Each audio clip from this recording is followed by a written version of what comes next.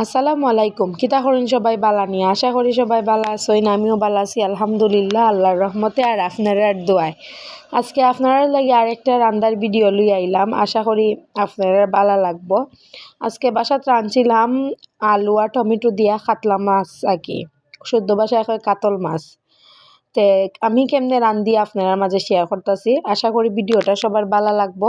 যদি ভিডিওটা সবার ভালো লাগে তাহলে লাইক দিবেন, কমেন্ট করবেন এবং আপনার আত্মীয় স্বজন সবার মাঝে শেয়ার করবেন। আর যদি ভালো না লাগে তাও কমেন্ট হইয়া জানাইবেন। পরবর্তীতে আমি আমার ভিডিও সুন্দর করার চেষ্টা করব। আমি সহজভাবে রান্ধি, এর লাগে আমি এটা কোনো রেসিপি না, আমার ইচ্ছা ভালো লাগে আপনার সাথে শেয়ার করা, এর লাগে আমি শেয়ার করি সহজভাবে। আমি একদম ঘরোয়া মশলা দিয়া সপ্তাহ রান্ধি আর কি। আশা করি আপনার ভালো লাগবো। তখন কাতল মাছ রান্নার লাগে আমি প্রথমে কড়াইয়ের মধ্যে তেল দিলাইলাম। তেল গরম হওয়ার পরে দিলাইলাম পেঁয়াজ বাটা, রসুন বাটা, ওখান দিলাইলাম হলুদ বাটা, এরপরে দিলাইমু মরিচ বাটা।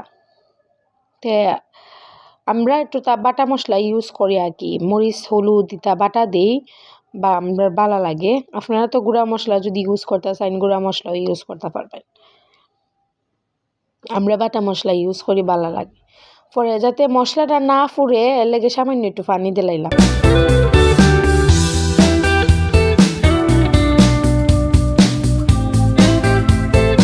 তরকারি বালা হয়, আমি জানি না, তরকারি অনেক মজা হয়। আর জানি না আপনারা কি জাত লাগে আপনার কাছে।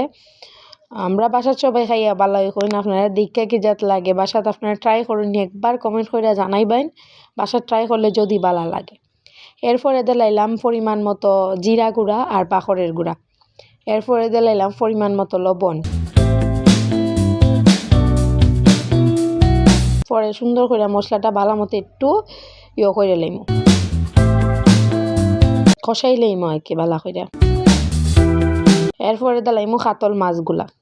আমরা হবিগঞ্জের ভাষায় কই কাতলা কি, আর শুদ্ধ ভাষায় হয় কাতল মাছ। তাই আমি প্রায়ই আমরা হবিগঞ্জের ভাষায় মাতি, আবার একটু শুদ্ধ মাতার চেষ্টা করি যাতে আপনারা বুঝতে সুবিধা হয়, এর লাগি। এরপরে দিলাইমু সামান্য একটু পানি দিয়া আমি এটারে গুইরা দিলাইমু যাতে মাছটা একটু ভালো মতো সিদ্ধ হয়ে যায়।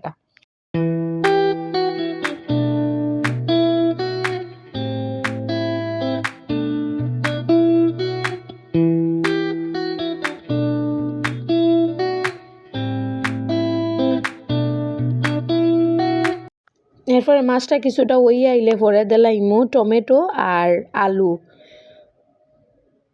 দিয়া সামান্য একটু লাড়াচাড়া দিয়া রাইখা দিমু গুইরা, যাতে আলু টমেটো মাছ ভালো মতো রান্না হয়ে যায়।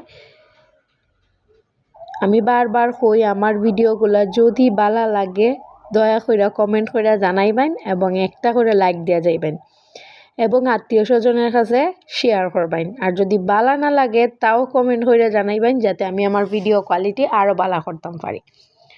পরে দেখুন কিছুক্ষণ কষানির পরে টমেটোটা গইলা গেছে গা, আলুটা প্রায় সিদ্ধ হয়ে গেছে গা, মাছটাও সিদ্ধ হয়ে গেছে গা।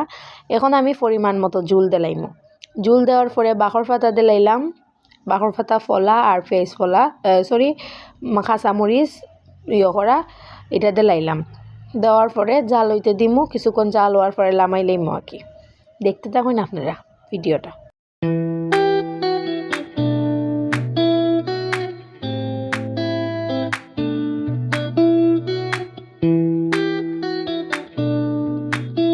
দেখুন কিছুক্ষণ জাল দেওয়ার পরে কত সুন্দর কালার আইছে তরকারির। এখন আমি একটু লাড়া দিয়ে দিমু, দিয়া আমি চুলার আগুনটা অফ করে দিলাইলাম। দেখুন কত সুন্দর আইছে। আশা করি একবার বাসা ট্রাই করবেন, যদি ভালো লাগে তাহলে লাইক কমেন্ট করে জানাইবেন, লাইক করবেন কমেন্ট করে জানাইবেন এবং একটা করে শেয়ার দিবেন, পাশে থাকবেন। ধন্যবাদ সবাইরে। আসসালামু আলাইকুম।